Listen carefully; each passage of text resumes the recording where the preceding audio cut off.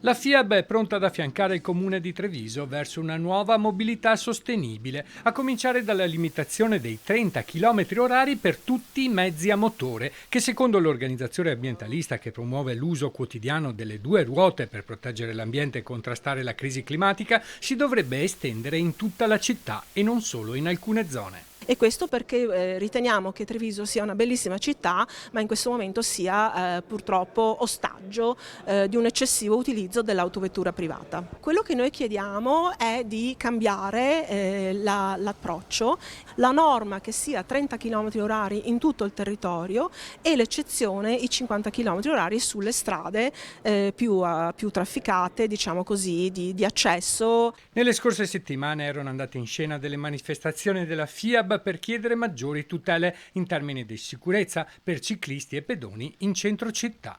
Più del 70% degli incidenti avvengono in contesto urbano. Numerosi i nuclei urbani che hanno attuato verso la città 30. Noi facciamo una proposta complessiva alle amministrazioni e oggi la facciamo all'amministrazione di Treviso, della città di Treviso, perché crediamo che Treviso, come altre città, siano città che sono predisposte a questo tipo di approccio.